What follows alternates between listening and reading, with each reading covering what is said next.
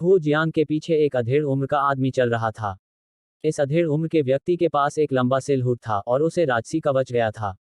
उसकी आंखों ने सत्ता में बैठे एक व्यक्ति की याद ताज़ा करते हुए प्रभावशाली अधिकार का संचार किया। जुकिन धीरे धीरे दूर जा रही थी ताकि कार्यवाही को सुन सके। जब उसने भी आवाज सुनी, अपना सिर घुमाते हुए वह एक पल के लिए स्तब्ध रह गई और उसके आगे झुक गई। पिताजी। सीनियर हो, मध्यम आयु वर्ग का व्यक्ति और कोई नहीं था जिसे झांग हुआन ने ईथर हॉल, जुआनजियांग शहर के स्वामी जूगन में कृपाण के एक एकल टॉस के साथ मारा था। दोनों के पीछे 10-10 युवक दौड़ रहे थे। वे अपनी प्रारंभिक किशोरावस्था में थे, लगभग 16 से 17 वर्ष के। अपनी कम उम्र के बावजूद वे अपनी मुट्ठी में अविश्वसनीय ताकत रखते थे। वे आरोही बादल तलवार मंडप के परीक्षण में भाग लेने वाले परीक्षार्थी थे। मास्टर हो, उन दोनों को देखकर जुचेन ने सिटी लॉर्ड जूगन की ओर देखा। चूंकि आरोही बादल तलवार मंडप का परीक्षण अत्यंत महत्वपूर्ण था, क्योंकि शहर के स्वामी जूगन को कार्यक्रम की निगरानी के लिए कार्यक्रम स्थल पर उपस्थित होना आवश्यक था। फिर भी कौन सोच सकता था कि प्रारंभिक चयन पूरा होने के बाद ही हो जियांग ने अचानक सिटी लॉर्ड मैनर के दरबार में जाने पर जोर दिया। इसने जूगान को भी हैरान कर दिया था। हम यहाँ चयन के दूसरे दौर का आयोजन करेंगे। मैं देख सकता हूँ कि कार्यवाही को देखने के लिए यहाँ बहुत से लोग मौजूद हैं, और मेरा मानना कि हमारे मुकदमे की निष्पक्षता का प्रदर्शन करना अच्छा होगा। हो जियांग ने मनमाने ढंग से निर्णय खुद लिया क्योंकि वह केंद्र में सबसे ऊपर की स्थिति तक चला गया था। कमरा। अगर यह कोई अन्य स्थिति थी तो हो जियांग के लिए यह निर्णय अपनी मर्जी से करना औपचारिकताओं का उल्लंघन होगा, विशेष रूप से यह देखते हुए कि सिटी लॉर्ड जुगन यहाँ मौजूद थे। हालांकि जब यह परीक्षण चल रहा था, उसके शब्द पूरे आरोही बादल तलवार मंडप की इच्छा का प्रतिनिधित्व करेंगे। जैसे जूगान के पास भी उसके फैसले को स्वीकार करने के अलावा कोई विकल्प नहीं था। दूसरी ओर, यह देखकर कि अदालती कार्यवाही अचानक इतनी अप्रत्याशित तरीके से बाधित हो गई, जू चेन दंग रह गई। उसे अब क्या करना चाहिए था? सीनियर हो, मैं भी जुआनजियांग शहर का नागरिक हूँ। क्या मैं जान सकता हूँ कि क्या मैं भी मुकदमे में शामिल होने के योग्य हूँ? डैन शियाओटियन ने तेज आवाज में पूछा। बेशक, हो जियांग ने सिर हिलाया। कृपया माइब ऑक्सेनोवेल पर पढ़ें। कॉम। मास्टर हो, डैन शियाओटियन एकमात्र संक्षेप डैन कल्टीवेटर हैं। आपके लिए उसके कैलिबर के किसी व्यक्ति को सतर्क करना समय की बर्बादी होगी। इसके अलावा उन्होंने शहर के हितों को नुकसान पहुंचाने के लिए डाकुओं के साथ मिलीभगत की। यह आरोही बादल तलवार मंडप का अपमान होगा यदि उसके जैसे नीच व्यक्ति को भी परीक्षण में भाग लेने की अनुमति दी गई थी। जू चेन ने उत्सुकता से कहा। वह जानता था कि डैन शियाओटियन ट्रायल में भाग लेने के बावजूद भी ट्रायल को क्लियर नहीं कर पाएगा। इसके अलावा वह बता सकता था कि डैन शियाओटियन के पास कुछ था, और जब वह अपनी योजना के बारे में आश्वस्त था तो वह डैन शियाओटियन को अपना रास्ता निकालने की अनुमति देने से बेहतर जानता था। आप कह रहे हैं कि मैं कमजोर हूं? डैन शियाओटियन ने जू चेन की ओर देखा और पूछा। बेशक, एक अपंग संत शहदान के रूप में आपकी ताकत की तुलना हमारे शहर के आम नागरिकों से भी नहीं की जा सकती है। आप कमजोर के अलावा और क्या हो सकते हैं? जू चेन की भौहें ऊपर उठ गईं। चूंकि यह मामला है, मैं पूछना चाहता हूं कि जूकिन की क्षमताओं के बारे में आपकी क्या राय है? डैन शियाओटियन ने पूछा। हालांकि स्थिति अभी भी उसके खिलाफ थी, फिर भी उसकी आवाज में आत्मविश्वास धीरे धीरे बढ़ रहा था। शुरू में झांग हुआन ने उसे जो कुछ भी करने और कहने के लिए कहा था, वह डरपोक ढंग से उसका पालन कर रहा था, लेकिन जू चेन के उत्पीड़न के सामने उसके शब्द धीरे धीरे मजबूत और अधिक शक्तिशाली होते जा रहे थे। हमारी दूसरी युवा मालकिन निश्चित रूप से एक प्रतिभाशाली है। इस साल केवल 16 वर्ष की होने के बावजूद वह पहले ही ग्रेट सेज 3 डैन की समाप्ति पर पहुंच चुकी है, और वह बहुत जल्द ही कभी भी एक सफलता हासिल कर सकती है। जू चेन ने गर्व से उत्तर दिया। क्या ऐसा है? डैन शियाओटियन ने शांति से उत्तर दिया। Wing wing wing. तलवार की चीखे फटने से उसकी उंगलियों की नोक निकल गई, जिसने उसकी कलाई के चारों ओर हथकड़ी को एक पल में टुकड़ों में काट दिया। उसी समय डैन शियाओटियन ने अपनी खेती पर मुहर जारी की, जिससे उसके चारों ओर की आभा तब तक मजबूत और मजबूत हो गई जब तक कि वह मजबूत और मजबूत नहीं हो गई। एक महान ऋषि 3 दान समाप्ति विशेषज्ञ के बराबर। उनकी कुबड़ वाली पीठ भी धीरे धीरे सीधी हो गई, जिससे उनकी कथित 1.6 मीटर ऊंचाई लगभग 1.75 मीटर हो गई। जबकि वह झांक जुबान जितना लंबा नहीं था, वह पहले की तुलना में बहुत अधिक प्रतिष्ठित दिखाई दिया। इससे भी महत्वपूर्ण बात यह है कि जब वह धीरे धीरे आगे बढ़ा तो उसके पैर का लंगड़ा भी बिना किसी निशान के गायब हो गया था। यहाँ तक उसकी उपस्थिति में भी कुछ बदलाव आया था। उनके चेहरे पर स्पष्ट जन्मचिन्ह के बावजूद उनकी विशेषताएं अधिक परिभाषित और सुरुचिपूर्ण हो गईं, जिससे उन्हें एक मर्दाना रंग मिला। यह असंभव है। सुकिन की आंखें लगभग जमीन पर टिकी हुई थीं। हमेशा के लिए उसने डैन शियाओटियन को कमजोर और बेकार के पर्याय के रूप में देखा था। उसने कभी नहीं सोचा था कि वह एक दिन इतना बड़ा परिवर्तन कर सकता है। हैरान जूकिन की बात पर ध्यान न देते हुए डैन शियाओटियन सीधे जूचेन के पास गए। उसके होंठ ऊपर की ओर मुड़े हुए थे जैसे उसने पूछा, भले ही हम दोनों के पास एक ही साधना क्षेत्र है, आप मुझे एक कचरा के रूप में सोचते हैं लेकिन जूकिन एक अद्वितीय प्रतिभा के रूप में। मुझे वास्तव में आश्चर्य है कि आप एक निर्णय पर कैसे आए। क्या आप अपने पैर की उंगलियों से सोचते हैं? तुम। जू चेन ने अविश्वास में अपना सिर हिलाया और एक कदम पीछे हट गया। यह आदमी कब खेती करने में सक्षम हुआ? उल्लेख नहीं करने के लिए महान ऋषि 3 दान की समाप्ति।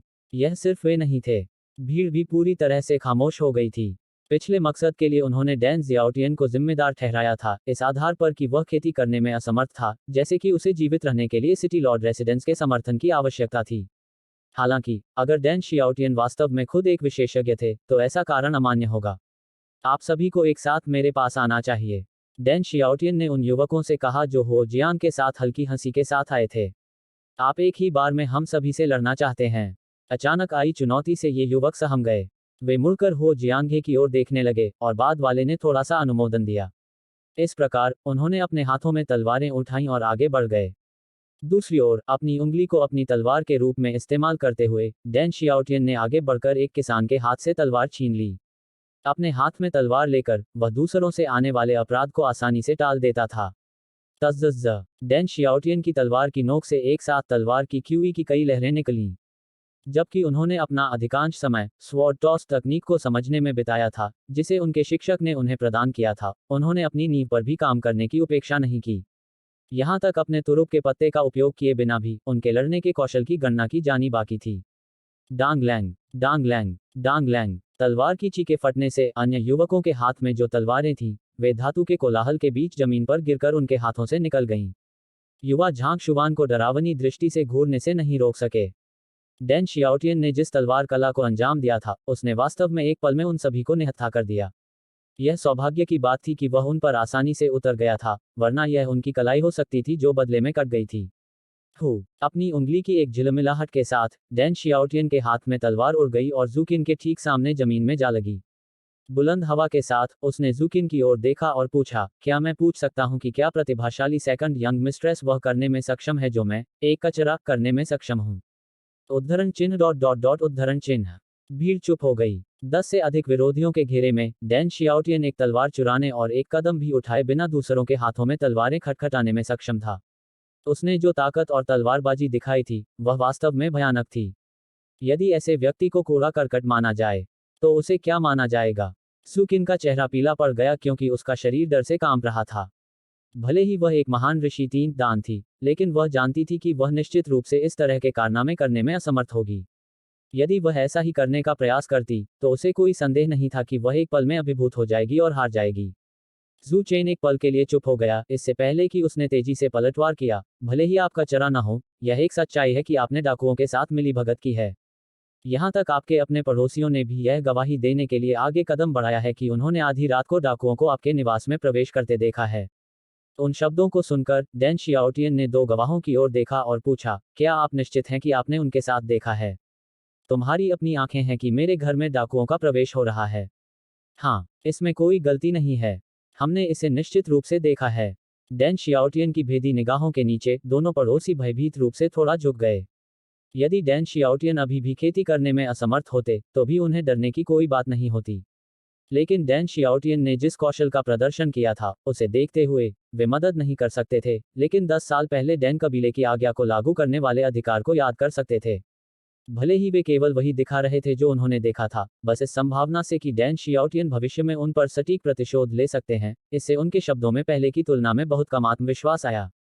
जबकि उनके दिल डर से धड़क रहे थे, डैन शियाओटियन ने कहा, यह तथ्य कि आपने इसे देखा इसका मतलब है कि आप बहुत तेज तर्रार हैं। दोनों पड़ोसी स्तब्ध रह गए। तेज तर्रार, लड़का, क्या तुम जानते हो कि तुम क्या कह रहे हो? यह स्वीकार करने के बराबर है कि आपने डाकुओं के साथ मिलीभगत की है। कोई फर्क नहीं पड़ता कि आप कितने प्रतिभाशाली और शक्तिशाली हैं, कोई रास्ता नहीं है कि आरोही बादल तलवार मंडप नैतिक मुद्दों वाले व्यक्ति को स्वीकार करेगा। जैसे तालाब में पत्थर फेंका गया हो, उसी क्षण भीड़ के बीच एक बड़ा कोलाहल मच गया। हा हा हा हा, देखिए, डैन शियाओटियन ने आखिरकार अपने अपराधों को स्वीकार कर लिया है। चूंकि यह मामला है, मेरा मानना कि हमें अब और पूछताछ जारी रखने की आवश्यकता नहीं है। आदमी, उस बदमाश को पकड़ लो जो डाकुओं से सांठ गांठ करने और उसे बंद करने की हिम्मत करता है। जू चेन भी एक पल के लिए स्तब्ध रह गया, इससे पहले कि उसकी आंखों में खुशी की चमक थी। जिस क्षण से डैन शियाओटियन ने अपने असली कौशल का खुलासा किया, वह जानता था कि चीजें गड़बड़ हो गई हैं। यदि डैन शियाओटियन तब से उनके दावों का जोरदार खंडन करते, तो यह उनके लिए बहुत कठिन लड़ाई होती। तथ्य यह है कि उन्होंने सार्वजनिक परीक्षण करने के लिए चुना था, उनके लिए एक दोधारी तलवार थी। डैन शियाओटियन को अभियोग लगाने के लिए उन्हें निर्णायक सबूत खोजने होंगे, अन्यथा इस मामले के परिणामस्वरूप सिटी लॉर्ड मैनर की प्रतिष्ठा धूमिल हो सकती है। फिर भी कौन सोच सकता था कि डैन शियाओटियन इस समय इस मामले को मूर्खता से स्वीकार कर लेंगे। उल्लेख नहीं है, उस समय इतने सारे लोगों के सामने। इसके साथ ही डैन शियाओटियन की किस्मत पर मुहर लग गई। अपने आप में इस स्वीकारोक्ति के द्वारा ही वे डैन शियाओटियन के निष्पादन के लिए दबाव डालने में सक्षम होंगे। क्या तुम यहाँ बहुत जल्दी नहीं कर रहे हो? मुझे नहीं पता था कि सिटी लॉर्ड मैनर को निष्कर्ष पर पहुंचने की आदत है। डैन शियाओटियन ने ठंड से उपहास किया। हो जियांग की ओर मुड़ते हुए उसने अपनी मुट्ठी पकड़ ली और विनम्रता से पूछा, सीनियर हो, मैं एक चश्मदीद गवाह को अदालत में बुलाना चाहता हूँ। आगे बढ़ो। हो जियांग ने सिर हिलाया। अंदर आइए। डैन शियाओटियन ने बाहर देखा और आदेश दिया।